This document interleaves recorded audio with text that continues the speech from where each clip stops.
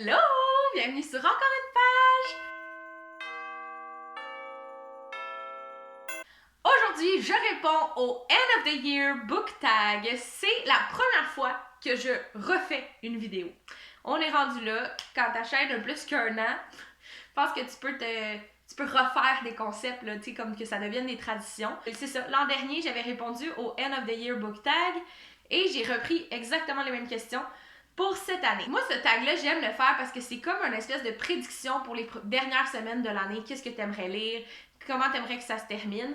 Mais, en tout cas, c'est la deuxième fois, secret, que je tourne la vidéo, puis je me rends compte que ce qui me reste à lire me motive pas tant. Fait que ça se peut que ça soit pas ça. Fait que je vous présente quelque chose. Au moment où je tourne la vidéo, il reste à peu près 2 semaines à la fin de l'année.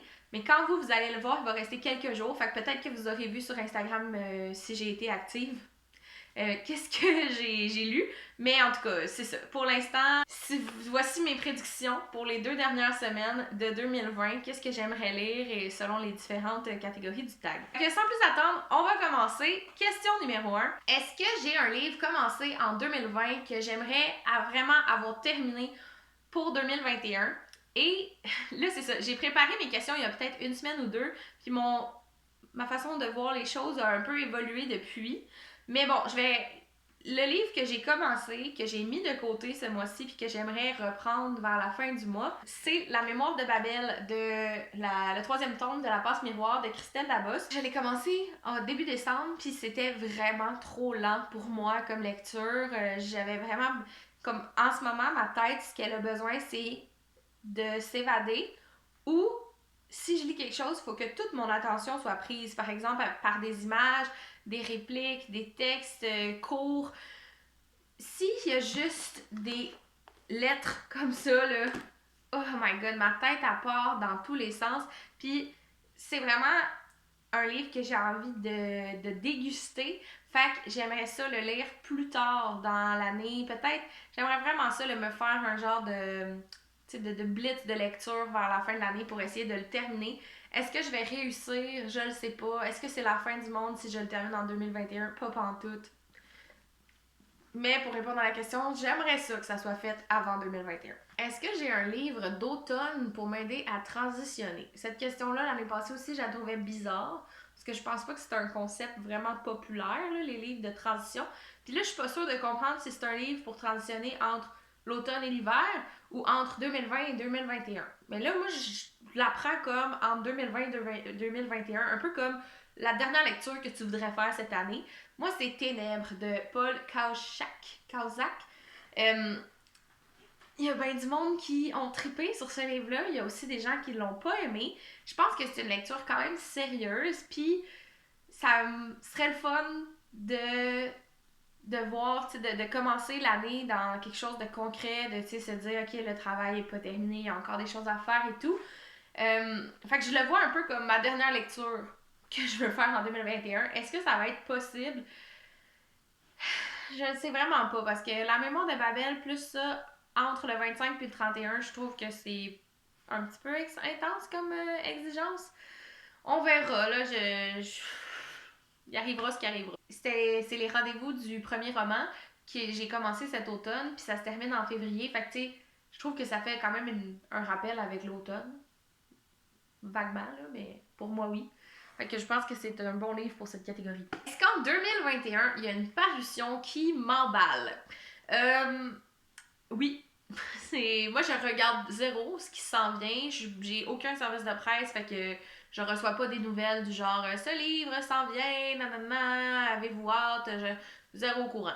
Fait que j'y vais juste avec qu'est-ce que j'ai envie de lire. J'ai commencé en 2020 la série Nevermore et il y a le 3e tome de disponible, mais ça a l'air un peu obscur. Genre, c'est comme si on peut juste l'acheter sur Amazon en anglais. Puis moi, je veux pas encourager Amazon, fait que non, je l'ai pas acheté. Fait que j'ai hâte qu'il soit plus accessible, peut-être même dans la traduction française, francophone. Moi, j'ai écouté les livres audio surtout. J'ai jamais lu le livre papier. Fait que. Puis là, comme je suis désabonnée de Audible, j'aurai pas le choix de le prendre papier. Fait que je verrai qu'est-ce qui va être accessible en premier. Mais j'ai vraiment hâte de lire ce tome-là. J'aime cette série-là, mais là, en faisant mes recherches, je me suis rendu compte qu'elle a dit que ce serait une série de 9 tomes. Dans quoi je me suis embarquée? Je pensais pas que ça serait aussi gros, mais en tout cas, là, je suis hooked, fait que je vais le lire. J'en ai pour quelques années encore. 3 livres que j'aimerais lire avant la fin de l'année. Là, c'est bizarre parce que justement, j'ai dit, là, je l'ai fait il y a quelques jours, semaines, la préparation du tag, mais il y en a que j'ai lu parmi ces 3 livres-là, fait que je l'ai mis à jour. Premièrement, il y aurait Le Noël de Monsieur Scrooge de Charles Dickens, que j'ai finalement reçu, mais je l'ai commencé, sauf que moi je pensais que c'était un album jeunesse, mais honnêtement, c'est le conte, là, c'est ça, c'est vraiment du texte. Je pense que il y a quelques illustrations, mais c'est rare. Ça, j'aimerais ça le lire, je l'ai commencé, mais il me reste encore une bonne partie je pense que j'ai lu 30% du livre, mais ça, je pense que je vais le finir comme soit ce soir ou demain matin. Genre, dans la fin de semaine, là, ça devrait être fini. Après ça, j'aimerais avoir lu Boîte d'allumettes de Martina Shumova, publié chez Le Cheval Doux. Et ça, c'est un rendez-vous, un livre nominé au rendez-vous du premier roman. Si j'ai lu ça et Ténèbres, il va m'en rester seulement 2 de la sélection Québec. Je sais, je suis pas comme Maps puis je lis pas toutes, mais je suis quand même intéressée par cette sélection-là, fait que j'ai hâte de lire ça. Et finalement, pour une raison que j'expliquerai dans une prochaine vidéo, je me suis ajouté Paul à Québec de Michel Ravagliati, publié chez La Pastèque.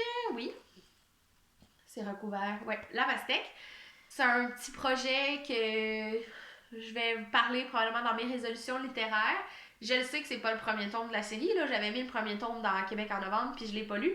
Mais comme j'ai déjà dit, j'ai lu d'autres tomes des Paul, puis je pense qu'honnêtement, oui, ça doit être le fun de lire du début à la fin puis de voir l'évolution du personnage, mais je pense qu'on peut vraiment prendre la série par un tome comme ça puis l'apprécier.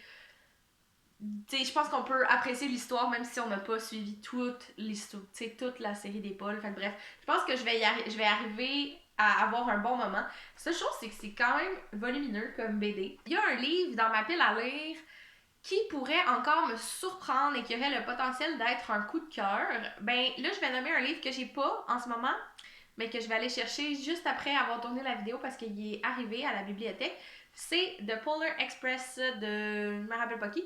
C'est un album jeunesse. J'aimerais ça le lire en fin de semaine, ça aussi.